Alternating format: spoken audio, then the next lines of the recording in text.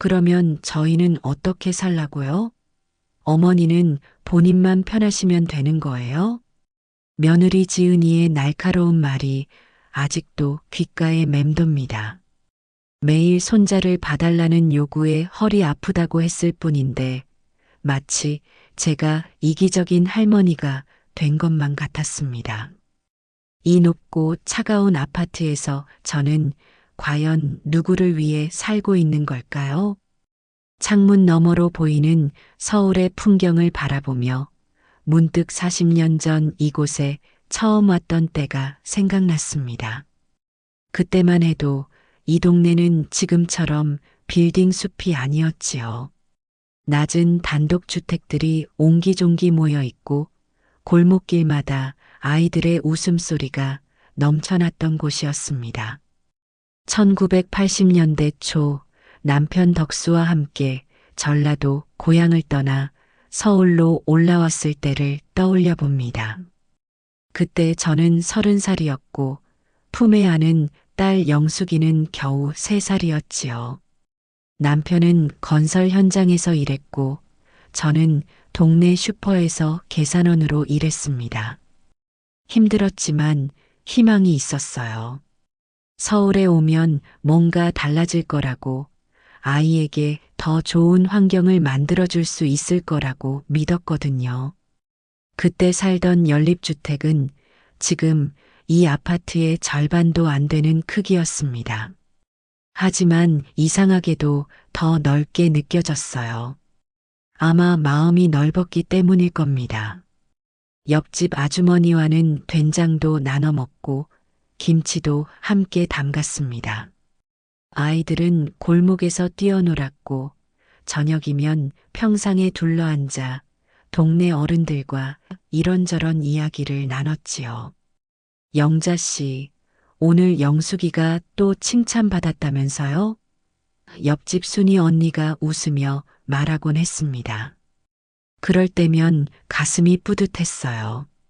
우리 딸이 잘 자라고 있다는 것이, 이웃들이 관심을 갖고 지켜보고 있다는 것이 얼마나 든든했는지 모릅니다. 주말이면 남편과 함께 한강에 놀러 가기도 했습니다. 지금처럼 잘 정비된 공원은 아니었지만 강변에 돗자리 깔고 김밥 먹으며 하루를 보내는 게 행복했어요. 영숙이는 강가에서 조개 껍데기를 주워오며 좋아했고 남편은 우리 딸이 제일 예뻐라며 사진을 찍어댔지요.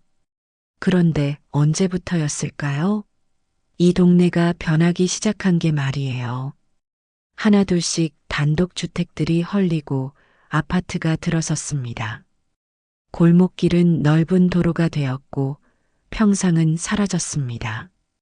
이웃들도 하나둘 떠나갔어요. 어떤 이는 더 좋은 동네로, 어떤 이는 고향으로 돌아갔습니다. 저희 가족도 1990년대 중반에 지금 이 아파트로 이사를 왔습니다. 그때만 해도 신축 아파트라며 자랑스러워 했어요. 엘리베이터도 있고 중앙난방도 되고 뭐든 편리했거든요. 이제 우리도 제대로 된 곳에 산다며 남편과 함께 기뻐했던 기억이 납니다. 하지만 아파트 생활은 생각보다 외로웠습니다. 옆집에 누가 사는지도 모르고 지냈어요.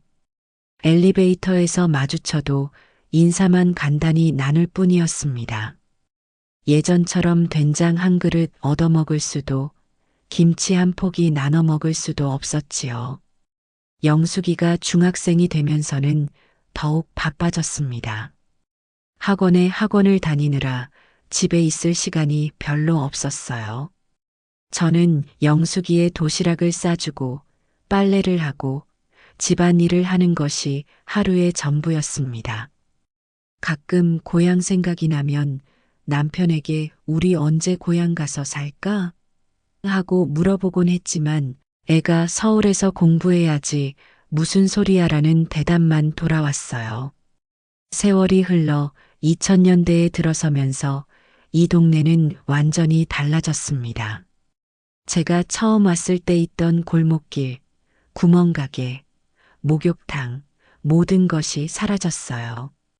그 자리에는 높고 차가운 건물들만 남았습니다. 사람들의 얼굴도 무표정해졌고 서로 눈도 마주치지 않았어요.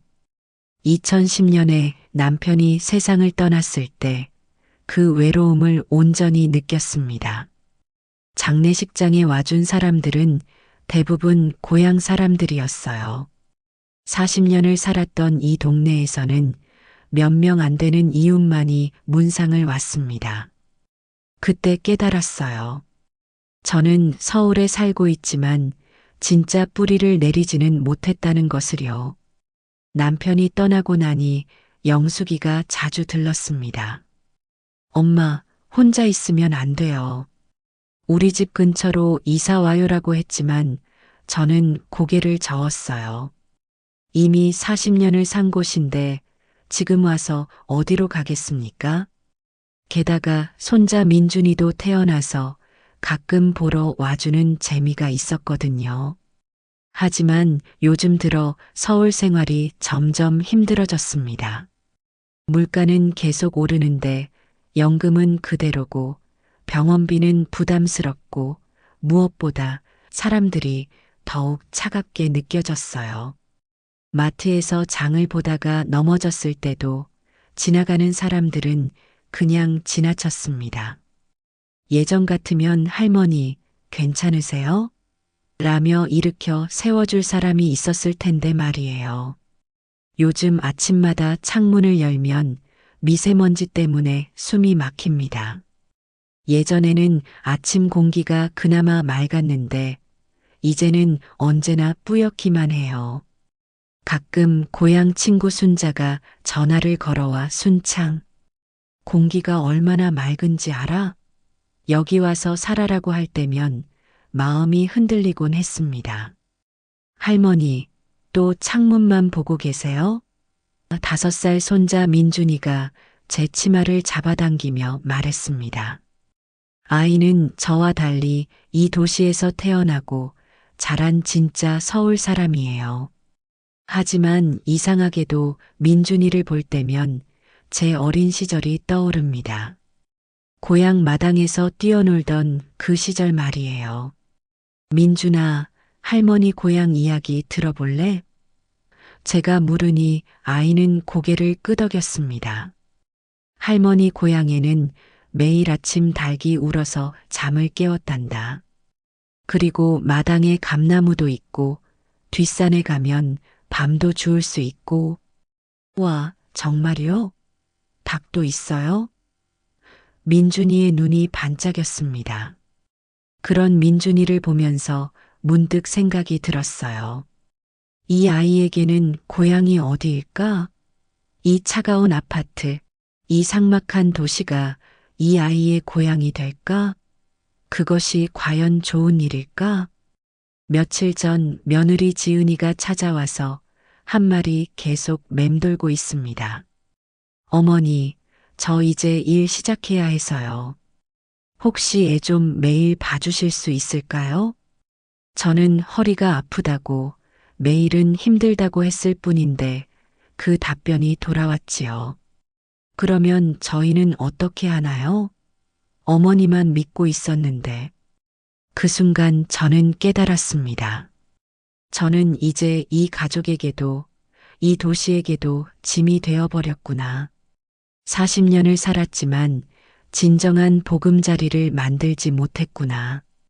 창밖을 바라보며 혼자 중얼거렸습니다. 영자야, 너는 대체 어디서 살아야 하는 거니? 높은 빌딩들이 저를 내려다보는 것 같았고 그 시선이 차가웠습니다. 이 도시는 더 이상 제가 살 곳이 아닌 것 같았어요. 그때 휴대폰이 울렸습니다. 순자였어요. 영자야, 어떻게 지내? 그냥 그렇지 뭐. 야, 너 목소리가 왜 그래? 무슨 일 있어? 순자의 따뜻한 목소리에 눈물이 핑 돌았습니다. 오랜만에 진심으로 제 안부를 묻는 사람의 목소리였거든요. 순자야. 나 요즘 너무 힘들어. 왜? 무슨 일인데? 저는 며느리와의 일, 이 도시에서 느끼는 외로움, 모든 것을 토해냈습니다. 순자는 조용히 들어주었어요. 영자야, 너 한번 순창에 놀러 와봐. 여기 공기도 좋고 사람들도 좋아. 뭔가 달라질지도 몰라. 순창? 전라북도 순창군. 순자가 몇 년 전에 이사 간 곳이었어요. 고향은 아니지만 고향과 비슷한 곳이라고 했었지요. 가서 뭘 해?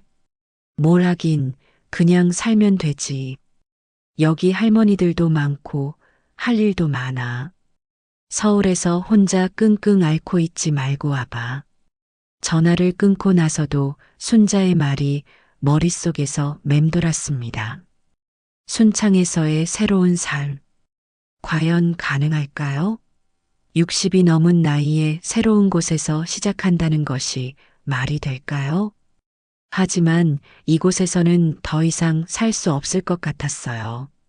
매일 반복되는 똑같은 일상, 점점 더 차가워지는 사람들의 시선, 며느리와의 갈등까지 이 모든 것이 저를 질식시키고 있었습니다. 그날 밤 잠들기 전에 창문을 열었습니다. 차가운 바람과 함께 자동차 소음이 들려왔어요. 40년 전에는 이 창문으로 별도 보였는데 이제는 네온사인만 반짝거릴 뿐이었습니다. 순창, 작은 목소리로 중얼거렸습니다. 그곳에서는 정말 별을 볼 수 있을까요? 정말 사람들이 따뜻할까요? 정말 제가 새롭게 시작할 수 있을까요? 모르겠습니다. 하지만 확실한 것은 여기서는 더 이상 행복할 수 없다는 것이었어요. 그렇다면 떠날 때가 되었는지도 모르겠습니다. 60년 넘게 살아온 인생에서 이번이 마지막 도전이 될지도 모르지만 도전해 볼 만한 가치는 있을 것 같았어요. 내일은 순자에게 전화를 해봐야겠습니다. 진짜로 순창에 가볼 수 있는지 물어봐야겠어요.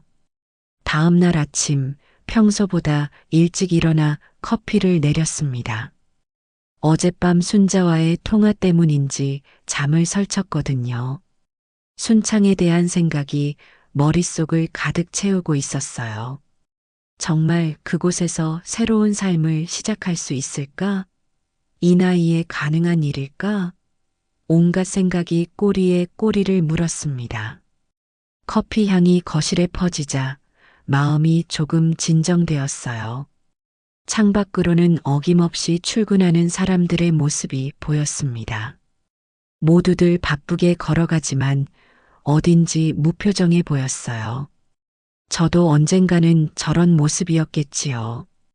남편과 함께 아침마다 바삐 나서던 그 시절 말이에요.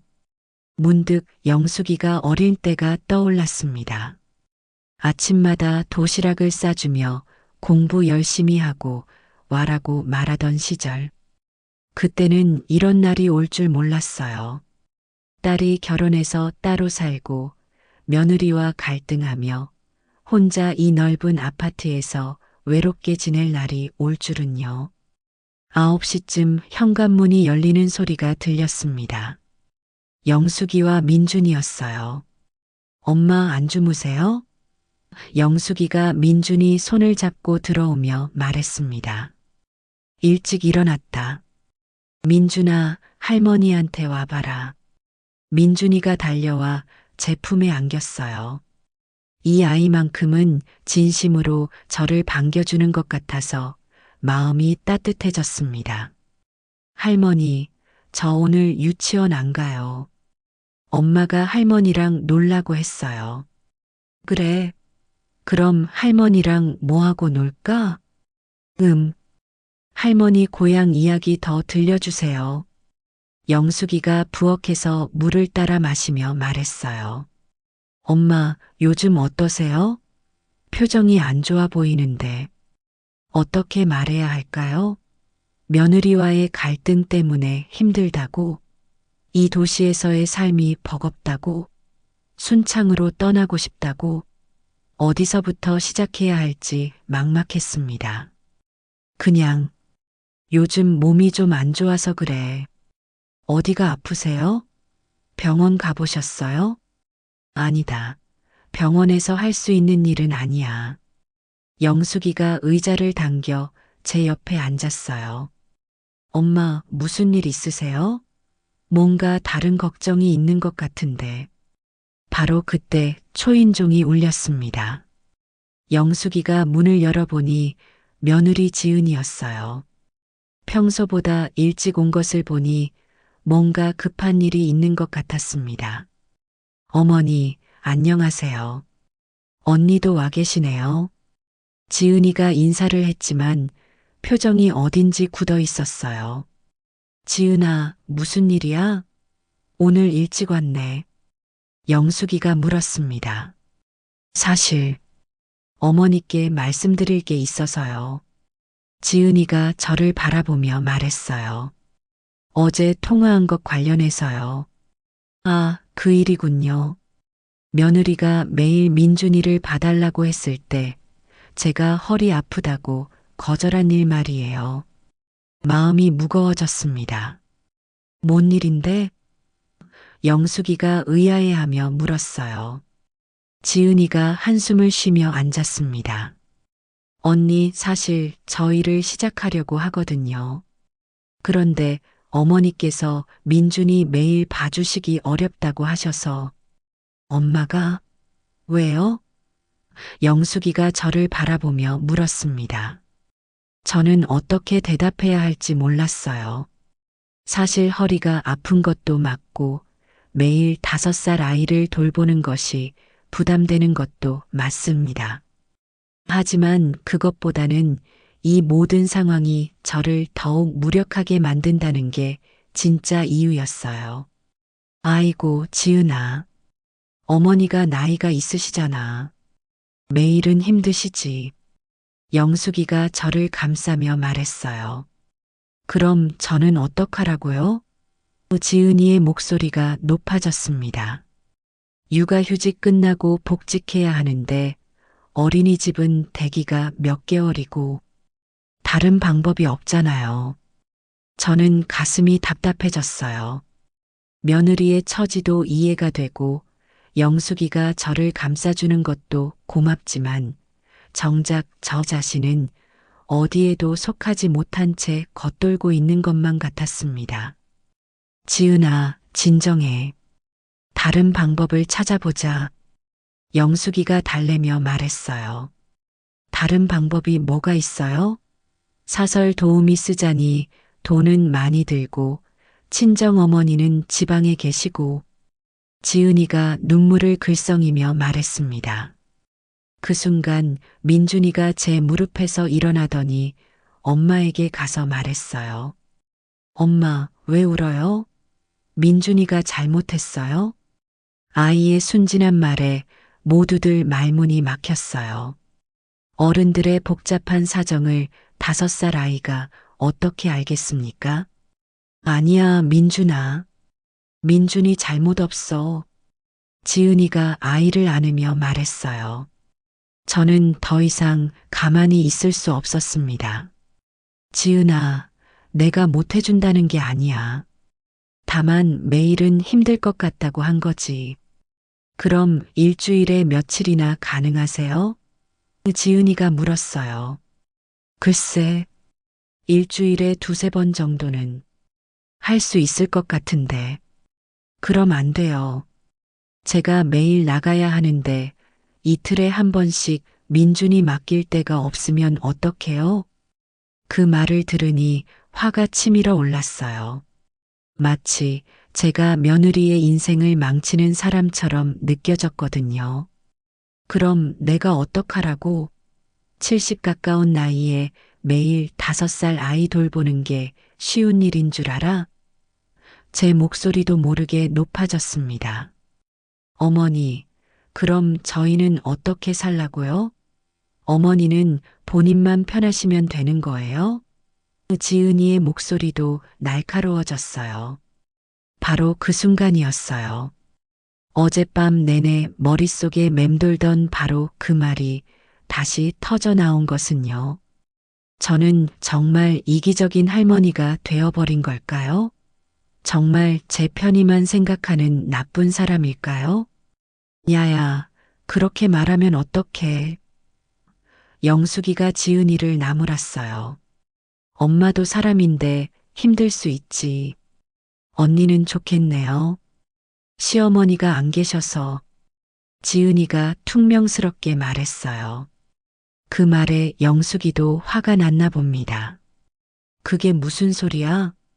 우리 엄마를 뭘로 보고. 그만해. 제가 소리쳤어요. 그만 싸워. 민준이 앞에서 어른들이 이게 뭐 하는 짓이야. 모두들 입을 다물었어요. 민준이가 무서워서 제 뒤로 숨었습니다. 이 아이에게는 정말 미안했어요. 잠시 침묵이 흘렀습니다. 누구도 먼저 말을 꺼내지 못했어요. 저는 가슴이 너무 답답해서 창문을 열었습니다. 찬바람이 들어왔지만 마음은 시원해지지 않았어요. 미안해요, 어머니. 제가 너무 감정적이 됐나 봐요. 지은이가 먼저 사과했어요. 나도 미안하다. 목소리를 높였네. 저도 사과했습니다. 하지만 사과한다고 해서 이 문제가 해결되는 건 아니었어요. 지은이는 여전히 일을 해야 하고 저는 여전히 매일 아이를 돌보기 어렵고 이 상황은 계속 반복될 게 뻔했습니다. 그럼 어떻게 하죠? 지은이가 조심스럽게 물었어요. 저는 잠시 생각해 봤습니다. 어젯밤 순자의 말이 떠올랐어요. 순창에서의 새로운 삶. 만약 제가 정말 순창으로 간다면 이 모든 문제가 해결되는 걸까요? 아니, 정확히는 문제가 해결되는 게 아니라 제가 이 문제에서 벗어나는 거겠지요. 지은아, 내가 한 가지 물어볼 게 있어. 네, 말씀하세요. 만약에 말이야. 내가 서울을 떠난다면 어떻게 할 거야? 예. 지은이가 놀란 표정으로 저를 바라봤어요. 영숙이도 마찬가지였고요. 엄마, 갑자기 무슨 소리세요? 영숙이가 당황하며 물었어요. 아니야, 그냥 궁금해서. 만약에 내가 고향으로 내려간다거나 다른 곳으로 이사를 간다거나 하면 말이야. 지은이가 잠시 생각하더니 말했어요. 그럼 다른 방법을 찾아야죠. 어린이집 대기를 당겨서 넣거나 아니면 사설 도우미를 쓰거나 돈은 많이 들겠지만요. 제가 덧붙였어요. 네, 그렇죠. 하지만 어쩔 수 없고요. 그 대답을 들으니 마음이 복잡했어요. 한편으로는 제가 없어도 며느리가 알아서 해결할 방법이 있다는 게 다행이었지만 다른 한편으로는 제 존재가 그리 중요하지 않다는 생각이 들어 서운했거든요. 엄마, 정말 어디 가실 생각이세요? 영숙이가 걱정스럽게 물었어요. 아직은 확실한 건 아니야. 그냥 한번 생각해보고 있는 거지. 어디로요? 순창? 너 기억하지? 순자 이모. 아, 고등학교 때 자주 오시던 분이요? 그분이 순창에 가셨다고 했죠. 응, 거기서 지내면서 좋다고 하더라고. 어제 전화 왔는데 한번 놀러 오라고 하던데. 영숙이가 심각한 표정이 되었어요. 엄마, 정말 진지하게 생각하고 계신 거예요? 모르겠다. 아직은. 저는 확답을 할 수 없었어요. 왜냐하면 저 자신도 아직 확신이 서지 않았거든요. 지은이가 조심스럽게 말했어요. 어머니, 혹시 제 때문에 그런 생각을 하시는 거라면 저는 정말 다른 방법을 찾아볼게요. 아니야, 지은아. 너 때문만은 아니야. 저는 정직하게 대답했어요. 요즘 들어 이곳에서의 삶이 전반적으로 힘들어졌어. 혼자 사는 것도 그렇고, 이웃들과의 관계도 그렇고, 그럼 저희 집 근처로 이사 오세요. 그럼 제가 자주 들를 수 있고, 영숙이가 제안했어요. 그것도 생각해 봤는데, 결국은 똑같을 것 같아. 서울은 서울이니까. 민준이가 갑자기 제 손을 잡으며 말했어요. 할머니, 어디 가시면 안 돼요. 민준이가 할머니 보고 싶을 거예요. 그 말에 눈물이 핑 돌았어요. 이 아이만큼은 진심으로 저를 필요로 하는 것 같았거든요. 민준아, 할머니가 꼭 가는 건 아니야. 그냥 생각해 보는 거란다.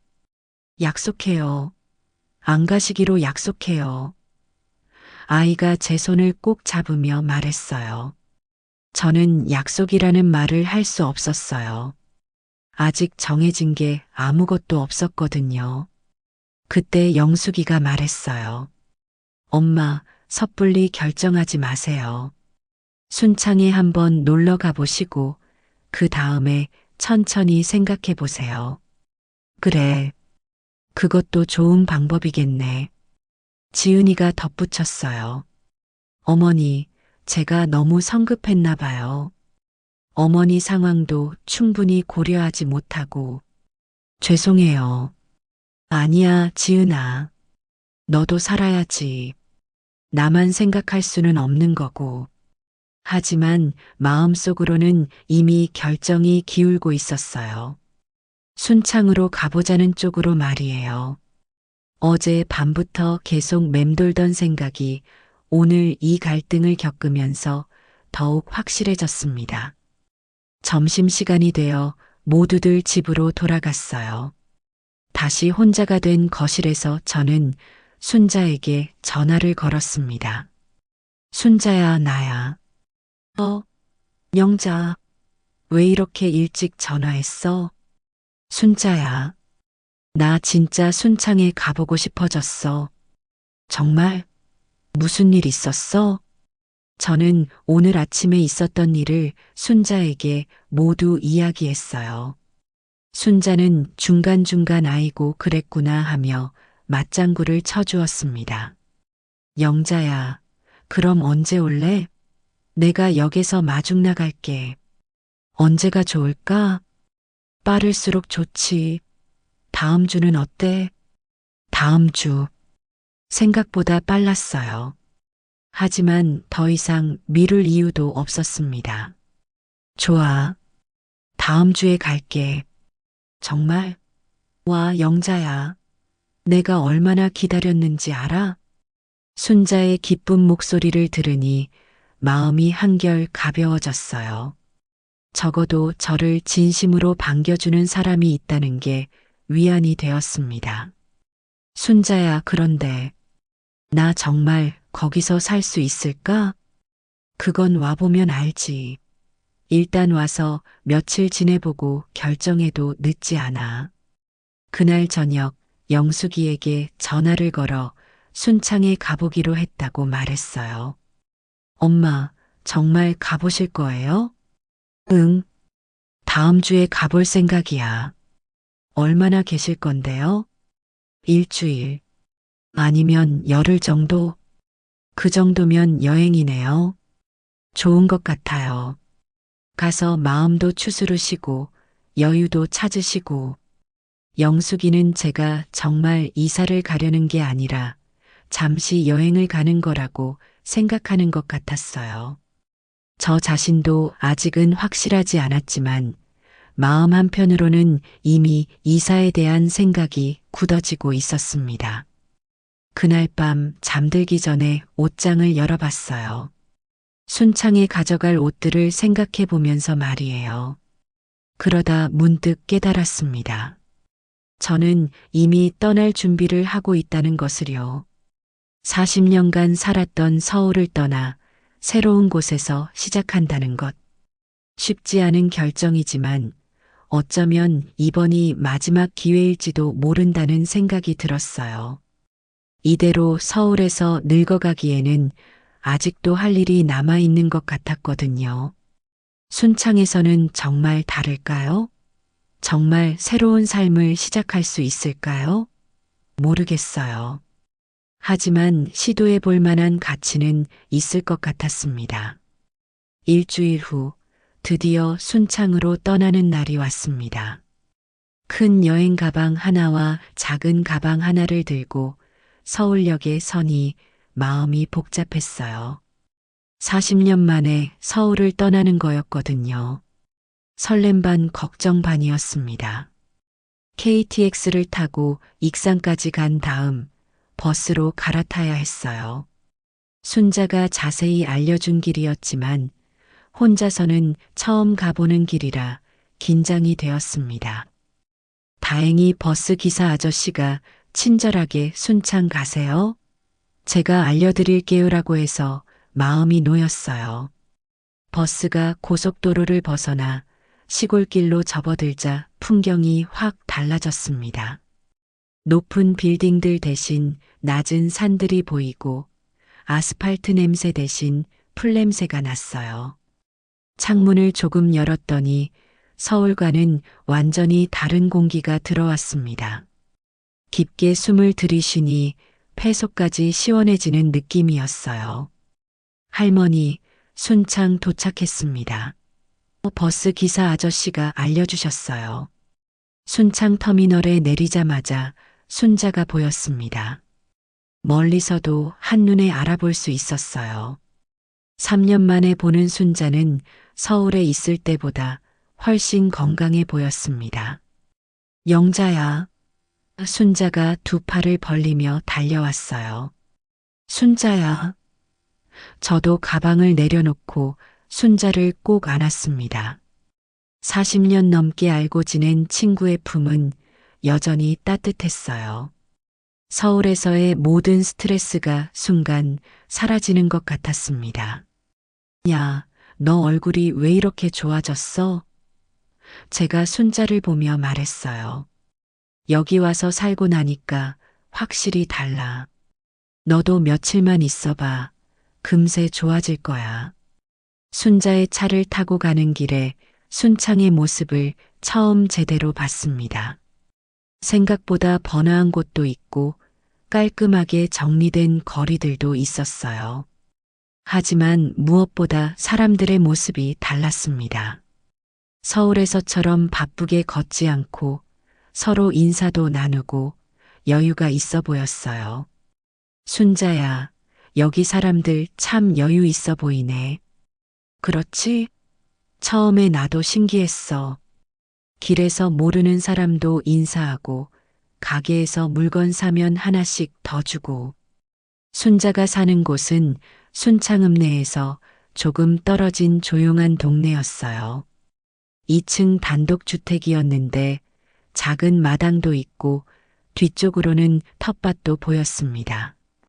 와, 순자야. 여기 진짜 좋다. 집 앞에서 내리자마자 저절로 감탄사가 나왔어요. 그렇지? 내가 말했잖아. 와보면 안다고. 집 안으로 들어가니 더욱 놀랐습니다. 순자가 서울에서 살던 아파트보다 훨씬 넓었어요. 거실도 크고 방도 여러 개 있고 마당으로 나가는 문도 있었습니다. 이 집 얼마나 해? 제가 궁금해서 물었어요. 전세로 1억 2천.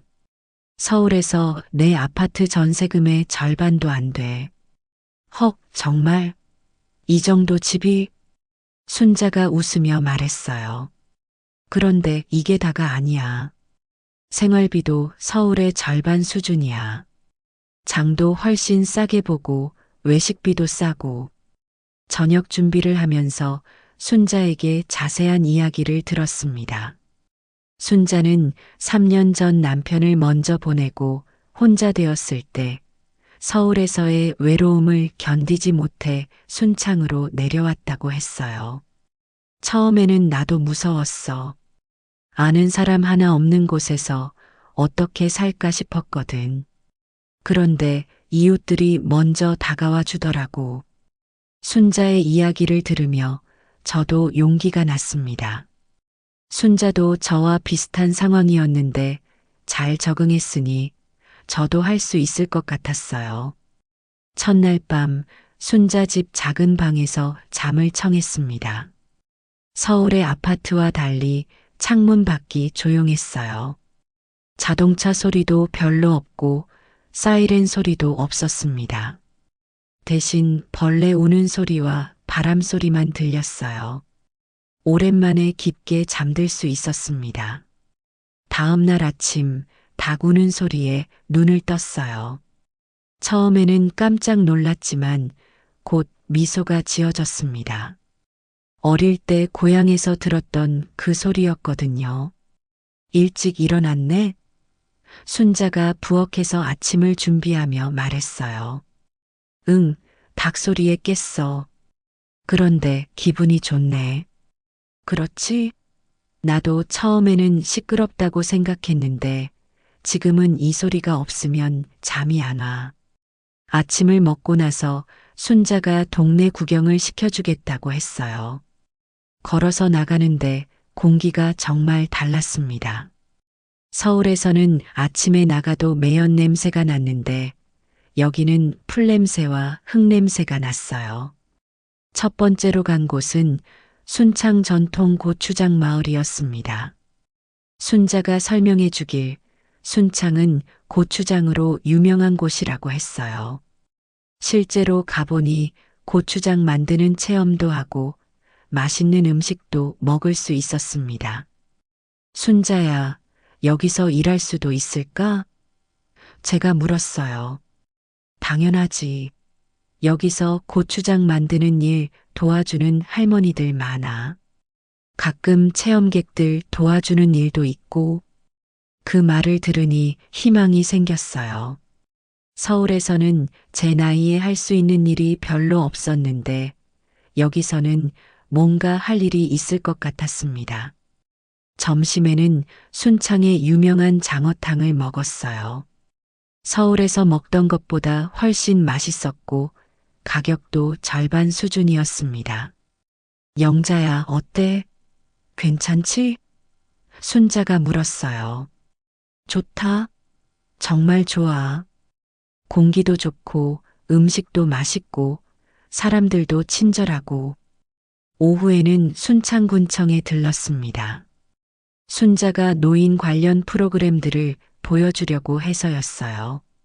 군청 직원분이 친절하게 설명해 주셨는데 생각보다 프로그램이 많았어요. 어르신들을 위한 프로그램이 정말 다양해요. 노래교실, 댄스교실, 요가교실도 있고 텃밭 가꾸기 프로그램도 있어요. 젊은 여직원이 설명해 주었습니다. 비용은 어느 정도 들어요? 제가 물었어요. 대부분 무료거나 아주 저렴해요. 군에서 지원하는 프로그램이라서요. 서울에서는 이런 프로그램들이 있어도 비싸거나 경쟁이 심해서 참여하기 어려웠는데 여기는 다른 것 같았어요. 혹시 주거 관련 정보도 있을까요? 제가 조심스럽게 물었어요. 아, 이사 오실 생각이세요? 잠깐만요. 직원분이 자료를 가져다 주었습니다. 전세나 월세 정보를 보니 정말 놀라웠어요. 서울의 방값도 안 되는 가격들이었습니다. 게다가 60세 이상 어르신들을 위한 특별 지원 프로그램도 있었어요.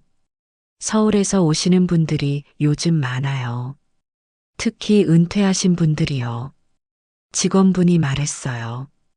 그래요? 적응은 잘 하시나요? 네, 대부분 만족하시는 것 같아요. 물론 처음에는 불편하다고 하시는 분들도 있지만 몇 개월 지나면 오히려 서울로 다시 안 가시겠다고 하시는 분들이 더 많아요. 그 말을 들으니 더욱 용기가 났습니다. 저만 이런 생각을 하는 게 아니구나 싶었어요. 군청에서 나와서 마을회관도 들렀습니다. 마침 어르신들이 모여서 노래교실을 하고 있었어요. 순자가 저를 소개해 주자 모든 분들이 반갑게 맞아주셨습니다. 어머, 서울에서 오셨어요? 반가워요. 한 할머니가 제 손을 잡으며 말씀하셨어요. 여기 와서 사세요. 여기 정말 좋아요. 다른 할머니도 말씀하셨고요. 노래교실이 끝나고 함께 차를 마시면서 이런저런 이야기를 나눴습니다. 대부분 서울이나 다른 도시에서 내려오신 분들이었어요. 다들 순창에서의 삶에 만족한다고 하셨습니다. 처음에는 불편할 줄 알았는데 막상 살아보니까 오히려 더 편해요. 사람들도 좋고 스트레스도 없고 70대 할머니 한 분이 말씀하셨어요. 그럼 후회는 안 하세요? 제가 물었어요. 후회요? 전혀요. 오히려 왜 진작 안 왔나 싶어요. 그분들과 이야기를 나누면서 점점 확신이 들었어요. 여기서 새로운 삶을 시작할 수 있을 것 같았습니다. 저녁에는 순자와 함께 마트에 갔습니다. 서울의 대형마트보다는 작았지만 필요한 건 다 있었어요. 그리고 가격이 정말 저렴했습니다. 순자야, 여기 물가가 이렇게 싸? 제가 놀라며 물었어요.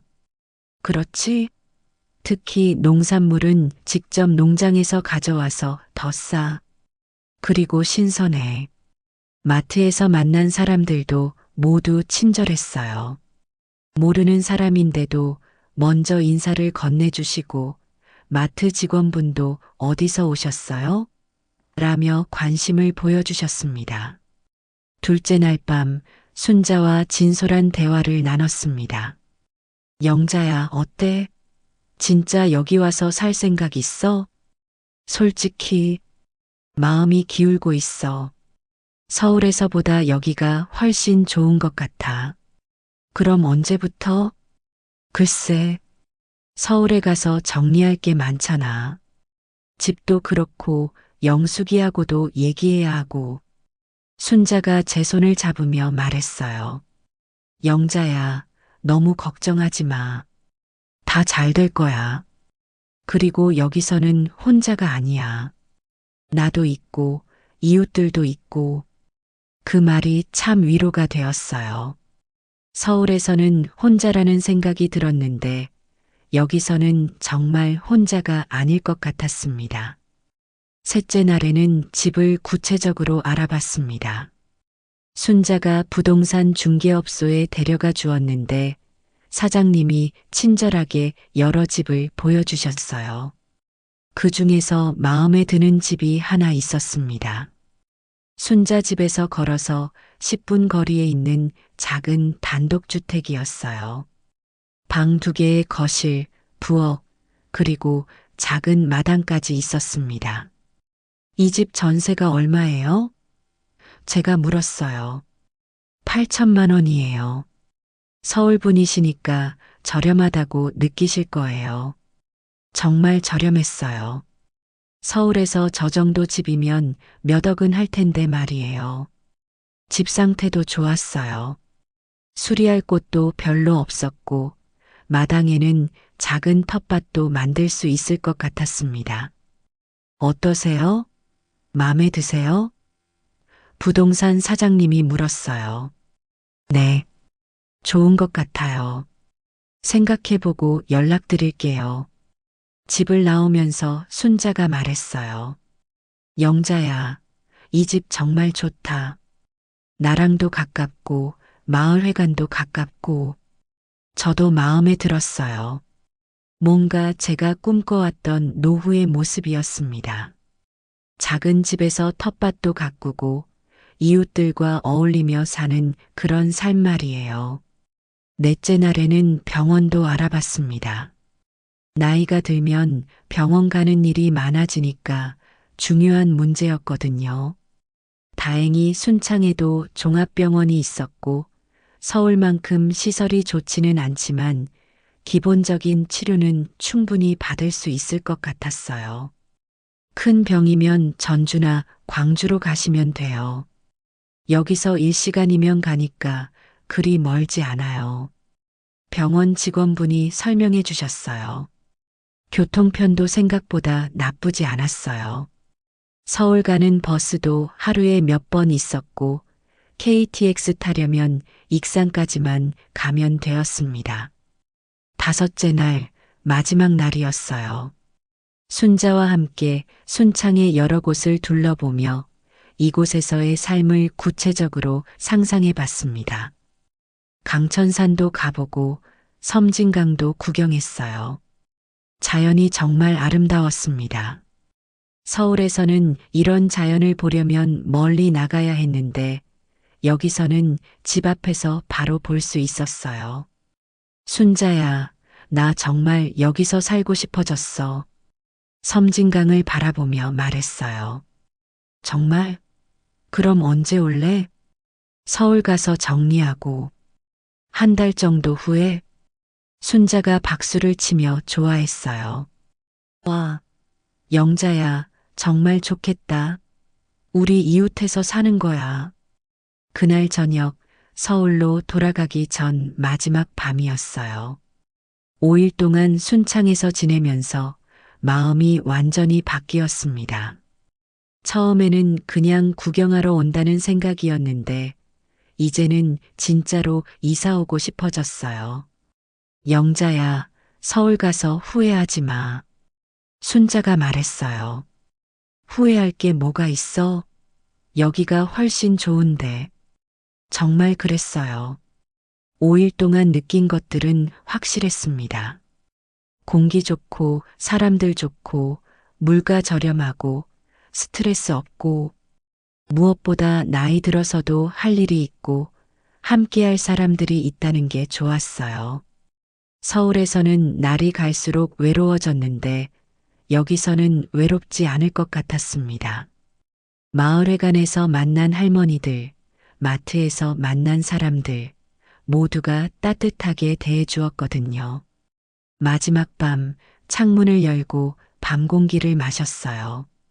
별이 정말 많이 보였습니다. 서울에서는 볼 수 없었던 별들이요. 그 별들을 보면서 생각했어요. 여기서 새로운 인생 2막을 시작하자고요. 다음 날 아침 순자가 터미널까지 배웅 나왔어요. 영자야, 꼭 와. 약속이야. 응, 꼭 올게. 한 달 후에 봐. 버스에 오르면서 순창을 뒤돌아봤어요.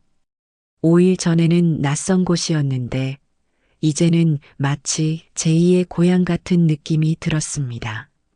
서울로 돌아가는 길 마음이 가벼웠어요. 물론 서울에서 정리할 일들이 많겠지만 새로운 희망이 생겼거든요. 순창에서의 새로운 삶. 정말 기대되었습니다. 한 달 후 드디어 순창으로 이사 왔습니다. 그 한 달 동안 서울에서의 정리가 생각보다 힘들었어요. 40년간 모아둔 물건들을 정리하는 것도 그렇고 영숙이와 며느리를 설득하는 것도 쉽지 않았거든요. 엄마, 정말 가시는 거예요? 한 번 더 생각해 보세요. 영숙이가 마지막까지 말렸지만 저는 마음을 굳혔어요. 순창에서 보낸 5일이 제게는 새로운 삶의 가능성을 보여준 소중한 시간이었거든요. 영수가 엄마가 행복할 수 있는 곳에서 살게 해줘. 서울에서는 더 이상 기운이 나지 않아. 제가 솔직하게 말하자 영숙이도 결국 이해해 주었어요. 며느리 지은이는 처음에는 서운해했지만 나중에는 어머니가 건강하시고 행복하시면 그게 최고조라고 말해 주었습니다. 그리고 민준이를 데리고 가끔 놀러 오겠다고 약속해 주었어요. 이사 당일 이삿짐차에 짐을 실으면서 40년간의 서울 생활을 뒤돌아봤습니다. 힘든 일도 많았지만 추억도 많았던 곳이었어요. 하지만 이제는 새로운 시작이 필요한 때였습니다. 순창에 도착했을 때는 이미 해가 지고 있었어요. 순자가 마중 나와 주었고 동네 이웃들도 몇 분 나와서 도와주셨습니다. 서울에서는 상상할 수 없는 일이었어요. 영자 씨, 드디어 오셨네요. 환영해요. 옆집 할머니가 김치를 들고 오시며 말씀하셨어요. 고맙습니다. 잘 부탁드려요. 제가 인사를 드리자 할머니가 웃으시며 말씀하셨어요. 뭐려? 우리 이제 이웃인데 모르는 거 있으면 언제든 물어보세요. 첫날 밤은 정말 신기했어요. 서울에서는 들을 수 없었던 소리들이 들렸거든요. 벌레 우는 소리, 바람 부는 소리, 그리고 새벽에는 닭 우는 소리까지. 처음에는 낯설었지만 점점 정겨워졌어요. 이사 온 지 일주일 후 본격적인 순창 생활이 시작되었습니다. 순자의 도움으로 마을회관에서 하는 노래교실에 등록했어요. 일주일에 2번, 화요일과 목요일에 하는 프로그램이었습니다. 첫 노래교실 날 조금 긴장되었어요. 서울에서는 이런 곳에 나가본 적이 별로 없었거든요. 하지만 걱정과 달리 모든 분들이 따뜻하게 맞아주셨습니다. 어머, 영자 씨, 드디어 오셨구나. 지난번에 만났던 할머니들이 반겨주셨어요. 노래교실 선생님은 30대 초반의 젊은 여성이었는데 정말 친절하셨어요. 영자 할머니, 혹시 좋아하시는 노래 있으세요? 라고 물어보시더라고요. 아, 옛날 가요 좋아해요. 이미자 노래나. 제가 조심스럽게 말하자 선생님이 환하게 웃으셨어요. 아, 좋아요. 오늘 이미자 선생님의 동백아가씨 배워볼까요? 그렇게 첫 노래교실이 시작되었어요. 처음에는 목소리가 잘 나오지 않았지만 다른 할머니들과 함께 부르니까 점점 자신감이 생겼습니다. 노래교실이 끝나고 할머니들과 함께 차를 마시며 이야기를 나눴어요. 영자 씨, 서울에서 오셨으니 많이 다르죠? 한 할머니가 물어보셨어요. 네, 정말 달라요. 공기도 좋고 사람들도 친절하시고 다만 아직은 모든 게 낯설어서요. 그런 게 당연하죠. 저도 처음에는 적응하기 힘들었어요. 부산에서 온 지 2년 됐는데 지금은 여기가 훨씬 좋아요. 그분 말을 들으니 위안이 되었어요. 저만 어려워하는 게 아니구나 싶었거든요. 둘째 주부터는 좀 더 적극적으로 활동해 보기로 했습니다. 군청에서 하는 텃밭 가꾸기 프로그램에도 신청했어요. 집 뒤쪽 작은 공간에 텃밭을 만들어서 채소를 기를 수 있다는 프로그램이었습니다. 텃밭 프로그램 첫날 강사 선생님이 기본적인 것들을 가르쳐 주셨어요. 할머니, 서울에서 오셨다니까 농사일이 처음이시죠? 네. 어릴 때는 고향에서 도와드린 적이 있는데 그것도 60년 전 일이라. 제가 웃으며 말하자 선생님도 웃으셨어요. 괜찮아요. 천천히 배워가시면 돼요. 일단 호미부터 잡아보세요. 호미를 잡는 순간 어릴 때 기억이 되살아났어요. 고향에서 할머니를 따라 밭에 나가 풀을 뽑던 그 시절 말이에요. 손에 익지는 않았지만 왠지 친숙한 느낌이었습니다. 호미는 이렇게 잡으셔야 해요. 그리고 풀을 뽑을 때는 옆에 계신 할머니가 친절하게 가르쳐 주셨어요. 그분은 이 동네에서 나고 자란 토박이었는데 농사일의 달인이셨어요. 영자 씨, 도시에서 오신 분치고는 손재주가 좋으시네요. 첫날에는 고추 모종 몇 개만 심었는데도 손이 다 아팠어요. 하지만 뿌듯했습니다. 직접 심은 고추가 자라서 빨간 고추가 될 생각을 하니 기대되었거든요. 셋째 주가 되면서 조금씩 일상이 자리 잡기 시작했어요. 아침에 일어나면 마당에 나가서 새소리를 들으며 심호흡을 하고, 오전에는 텃밭일을 하고, 오후에는 노래교실이나 다른 활동에 참여했습니다. 하지만 모든 게 순조롭지만은 않았어요. 가끔은 서울이 그리웠고, 영숙이와 민준이가 보고 싶었습니다. 특히 밤에 혼자 있을 때면 외로움이 밀려왔어요. 어느 날 저녁 혼자 집에 앉아 있는데 갑자기 눈물이 났어요. 내가 정말 잘한 선택일까? 이 나이에 새로운 곳에 와서 이렇게 고생하는 게 맞나? 하는 생각이 들었거든요. 그때 옆집 할머니가 문을 두드리셨어요. 영자 씨 계세요? 김치 좀 나눠드리려고요. 문을 열어드리니 할머니가 제 얼굴을 보시더니 걱정스러운 표정이 되셨어요. 어머, 무슨 일 있으세요? 얼굴이 안 좋아 보이는데. 아니에요, 그냥. 가끔 외로워서요. 제가 솔직하게 말씀드렸어요. 아이고, 그러실 만하죠. 새로운 곳에 오셨는데. 잠깐만요. 할머니가 김치를 놓고 잠시 나가시더니 따뜻한 차를 들고 오셨어요. 영자 씨, 저도 처음에는 그랬어요. 전주에서 여기 온 지 5년 됐는데 처음 몇 달은 정말 힘들었거든요. 할머니와 함께 차를 마시며 이야기를 나누니 마음이 한결 나아졌어요. 그런데 지금은 어떠세요? 제가 물었어요. 지금은 정말 좋아요. 여기만큼 살기 좋은 곳이 없을 것 같아요. 영자 씨도 몇 달만 지나면 그렇게 느끼실 거예요. 할머니 말을 들으니 위안이 되었어요. 시간이 약이라는 말이 맞는 것 같았습니다. 한 달이 지나면서 점점 적응해 갔어요.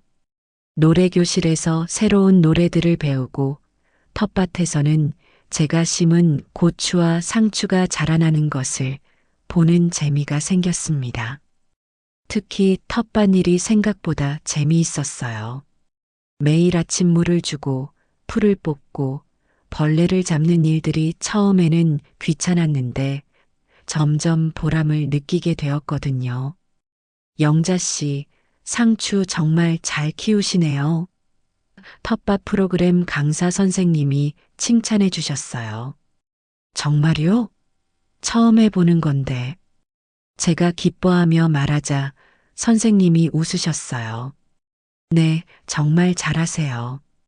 아마 타고나신 것 같아요. 그 말을 들으니 정말 뿌듯했어요. 60이 넘어서 새로운 일을 배우고 또 칭찬까지 받다니요. 2달째가 되자 동네 사람들과도 많이 친해졌어요. 마트에 가면 사장님이 영자 씨, 어서 오세요. 라고 반겨주시고 길에서 만나는 사람들도 모두 인사를 해주셨습니다. 어느 날은 혼자 버스를 타고 순창읍내에 나갔다가 길을 잃었어요. 당황하고 있는데 지나가던 아주머니가 할머니, 어디 가세요? 라고 물어보시더라고요. 마을로 가려는데 길을 잃었어요. 제가 말하니 그 아주머니가 직접 데려다 주셨어요. 고맙습니다. 어떻게 이렇게 친절하게. 제가 감사 인사를 드리니 아주머니가 웃으시며 말씀하셨어요. 뭐려? 우리 동네 분인데. 저도 처음에 이 동네 왔을 때 많이 도움받았거든요. 그런 일들이 하나둘 쌓이면서 점점 이곳이 제 집처럼 느껴지기 시작했어요. 3달째, 드디어 제가 기른 고추가 빨갛게 익기 시작했어요. 첫 수확을 했을 때의 기쁨은 말로 표현할 수 없었습니다. 순자야, 내가 기른 고추야. 제가 고추 한 주먹을 들고 순자에게 자랑했어요. 와, 영자야. 정말 잘 키웠네. 이거면 고추장 담글 만큼 크고 빨갛다. 그날 저녁 제가 기른 고추로 고추장을 만들어 보기로 했어요. 물론 혼자서는 할 수 없어서 옆집 할머니에게 도움을 청했습니다. 영자 씨, 고추장 담그려고요? 좋은 생각이에요. 제가 도와드릴게요. 할머니와 함께 고추를 빻고 메주가루와 소금을 섞어 고추장을 만들었어요. 생전 처음 해보는 일이라 서툴렀지만 할머니가 친절하게 가르쳐 주셔서 그럭저럭 만들 수 있었습니다. 와, 영자 씨 손맛이 좋으시네요. 이 고추장 정말 맛있을 것 같아요. 그 말을 들으니 정말 뿌듯했어요. 서울에서는 상상도 할 수 없었던 일이었거든요. 4달째가 되자 완전히 다른 사람이 된 것 같았어요. 아침에 일어나는 게 즐거웠고 하루하루가 보람찼습니다. 노래교실에서는 이제 다른 할머니들을 가르쳐 드릴 수 있을 정도로 늘었고 텃밭에서는 고추뿐만 아니라 상추, 배추, 무까지 기르고 있었어요. 영자 씨, 요즘 표정이 정말 좋아지셨어요. 처음 오셨을 때와는 완전히 다르세요. 마을회관 관리사 아주머니가 말씀해 주셨어요. 정말 그런 것 같았어요. 거울을 보니 얼굴에 생기가 돌았고 몸도 훨씬 건강해진 것 같았습니다. 그 즈음 영숙이에게서 전화가 왔어요. 엄마, 목소리가 정말 좋아지셨네요. 무슨 좋은 일 있으세요? 그냥 여기 생활이 재미있어서 그런가 봐. 요즘 고추장도 담그고 텃밭도 가꾸고. 와, 엄마가 고추장도 담그세요? 대단하시네요. 영숙이의 밝은 목소리를 들으니 기분이 좋았어요. 딸도 제가 행복해하는 걸 알고 안심하는 것 같았거든요. 영수가 다음에 민준이 데리고 놀러와. 할머니가 기른 채소도 보여주고 맛있는 거 해줄게. 네, 엄마. 꼭 갈게요. 민준이도 할머니 보고 싶다고 맨날 그러거든요. 5달째. 이제는 완전히 순창 사람이 된 것 같았어요. 아침에 일어나면 이웃집 할머니와 인사를 나누고 오전에는 텃밭 일을 하고 오후에는 마을 회관에서 다른 할머니들과 어울렸습니다. 가끔은 순창 전통 고추장 마을에서 체험객들을 도와주는 일도 했어요. 서울에서 온 관광객들에게 고추장 만드는 법을 알려주는 거였는데 의외로 재미있었습니다. 할머니, 고추장 만들기 어려워요? 서울에서 온 한 가족이 물어봤어요. 아니에요. 할머니도 처음에는 몰랐는데 배우니까 할 수 있더라고요. 여러분도 금세 배우실 거예요. 그렇게 다른 사람들을 가르쳐 주는 일이 보람 있었어요.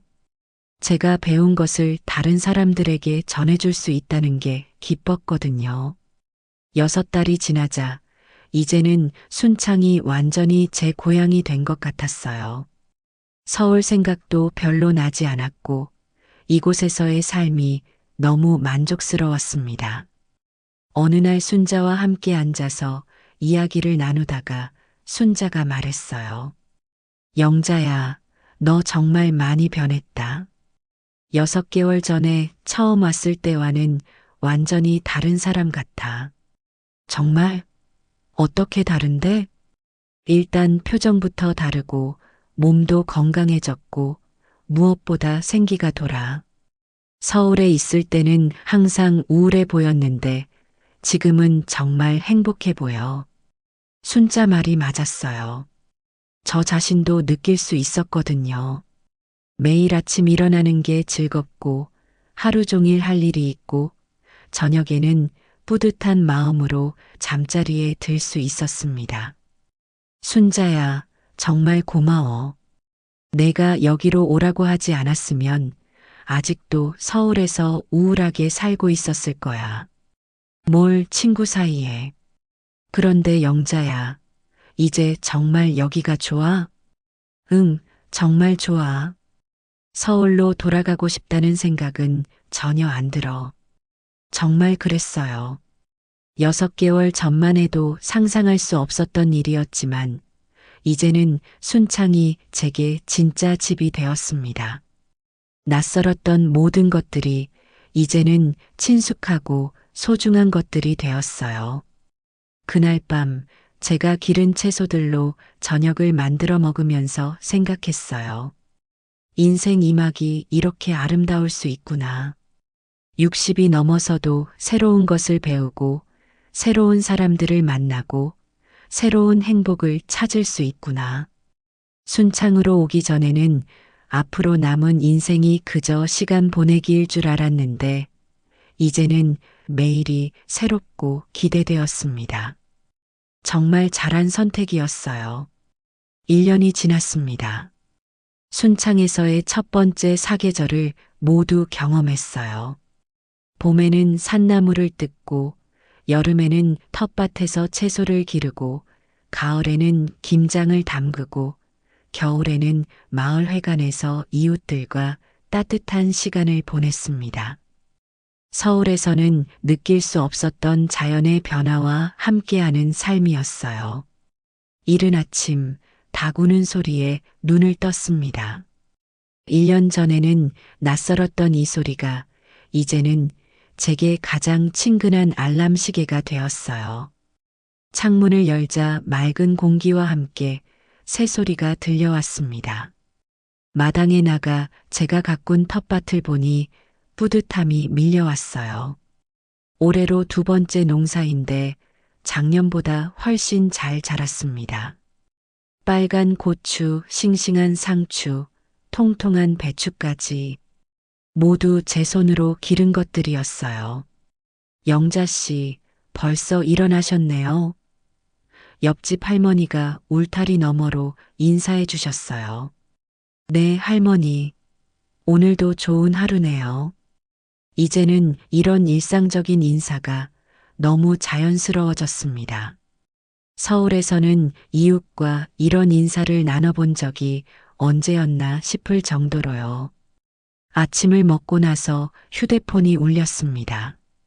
며느리 지은이었어요. 어머니, 안녕하세요. 잘 지내시죠? 응, 지은아. 잘 지내고 있어. 너희는 어떠냐? 저희도 잘 지내고 있어요. 그런데 어머니, 혹시 이번 주말에 저희가 순창으로 놀러 가도 될까요? 민준이가 할머니 보고 싶다고 계속 그러거든요. 제 얼굴에 웃음이 번졌어요.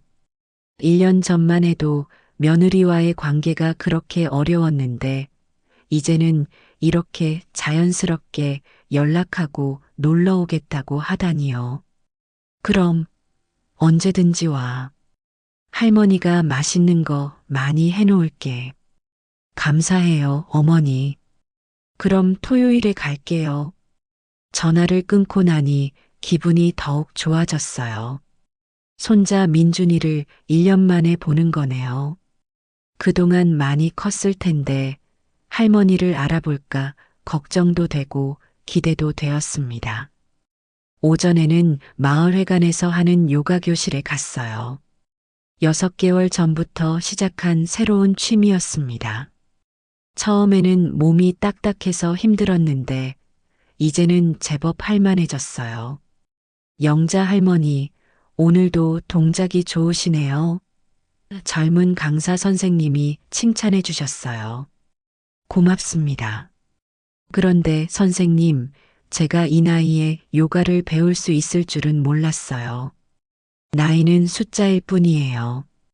영자 할머니 보시면 60대가 아니라 40대 같으세요. 그 말에 함께 요가를 하던 다른 할머니들도 웃으며 맞장구를 쳐주셨어요. 정말 기분 좋은 칭찬이었습니다. 요가가 끝나고 할머니들과 함께 차를 마시며 이야기를 나눴어요.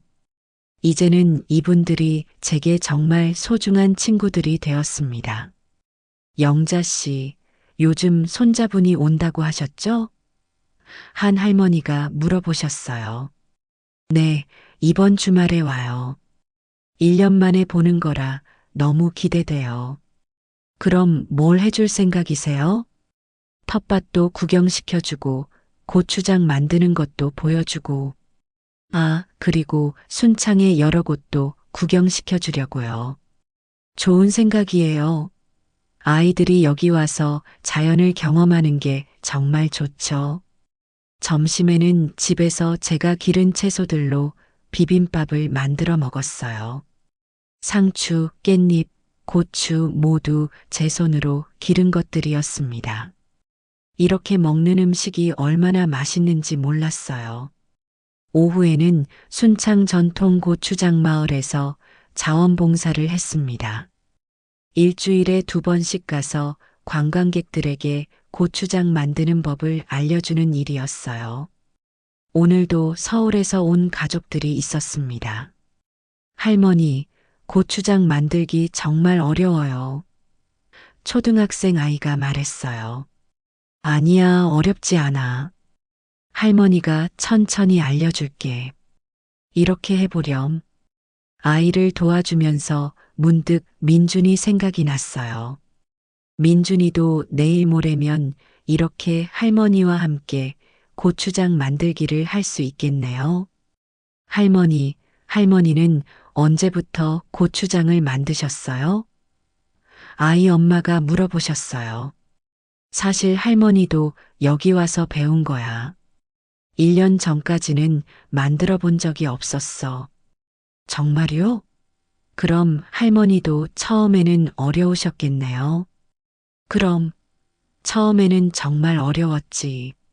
그런데 이웃분들이 친절하게 가르쳐 주셔서 배울 수 있었어. 그 가족이 돌아갈 때 아이가 제게 와서 말했어요. 할머니, 고추장 만들기 정말 재미있었어요. 다음에 또 와도 돼요? 그럼 언제든지 와. 할머니가 또 가르쳐 줄게. 그런 순간들이 제게는 정말 소중했어요. 누군가에게 도움이 되고 기쁨을 줄 수 있다는 것이 이렇게 보람될 줄 몰랐거든요. 저녁에는 순자와 함께 동네 한 바퀴를 산책했어요. 1년 전에는 모든 게 낯설었던 이 길들이 이제는 제게 가장 친근한 길이 되었습니다. 영자야, 1년 전 생각나? 순자가 말했어요. 그럼 그때는 모든 게 낯설고 불안했는데 지금은 어때? 지금은 정말 행복해. 이런 말하면 이상하게 들릴지 모르지만 60년을 살면서 지금이 가장 행복한 것 같아. 순자가 제 손을 꼭 잡으며 말했어요. 나도 그래. 내가 여기 와서 이렇게 행복해하는 모습을 보니까 나도 덩달아 기뻐. 그날 밤 잠들기 전에 일기를 썼어요. 순창에 온 후로 계속 쓰고 있는 일기였습니다. 오늘도 감사한 하루였다. 아침에 새소리를 들으며 깨어나고 이웃들과 인사를 나누고 요가 교실에서 건강을 챙기고 고추장 마을에서 봉사활동을 하고 이 모든 일상들이 나에게는 보물 같다. 1년 전 서울에서 우울하게 지내던 내가 이렇게 변할 수 있을 줄 누가 알았겠는가. 이번 주말에는 민준이가 온다. 할머니가 얼마나 변했는지 보여주고 싶다. 토요일 아침 드디어 영숙이와 민준이 그리고 지은이가 왔습니다. 민준이는 정말 많이 컸더라고요. 키도 훌쩍 자랐고 말도 훨씬 늘었어요. 할머니, 민준이가 달려와 제 품에 안겼어요. 우리 민준이 많이 컸네. 할머니가 얼마나 보고 싶었는지 알아? 저도 할머니 보고 싶었어요. 엄마가 할머니가 시골에서 농사 짓는다고 했어요. 영숙이와 지은이도 반갑게 인사해 주었어요. 1년 만에 보는 딸과 며느리였지만 전혀 어색하지 않았어요.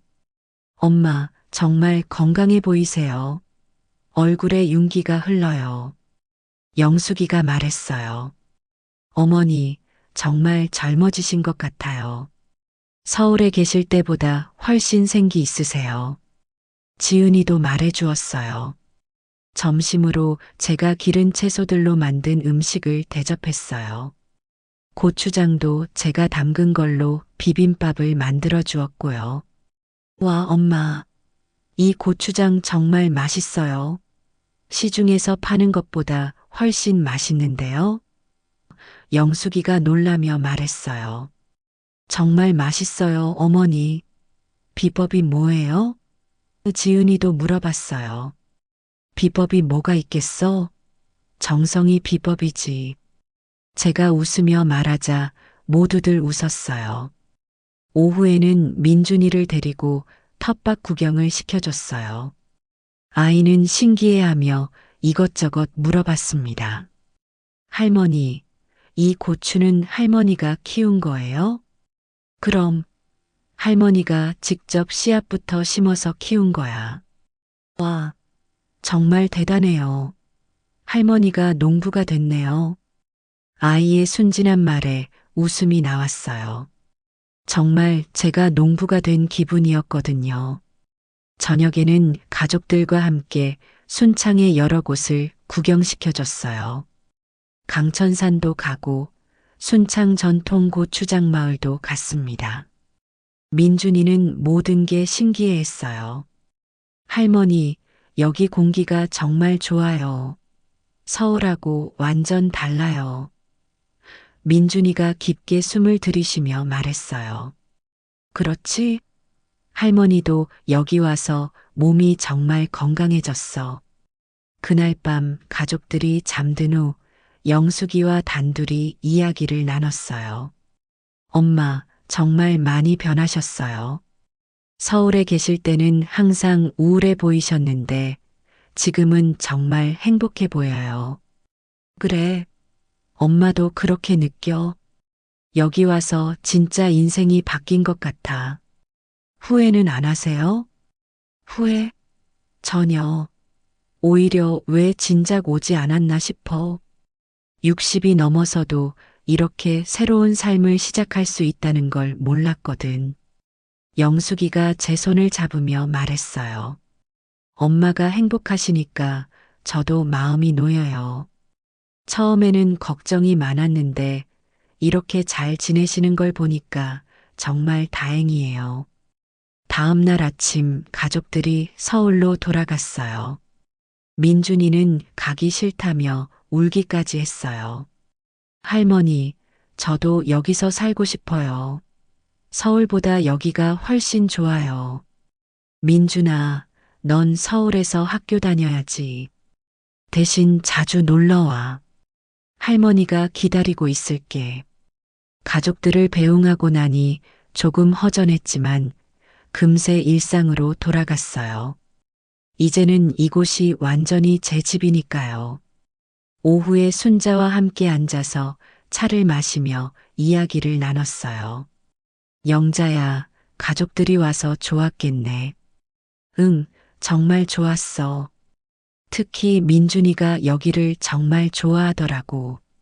당연하지. 아이들은 자연을 좋아하니까.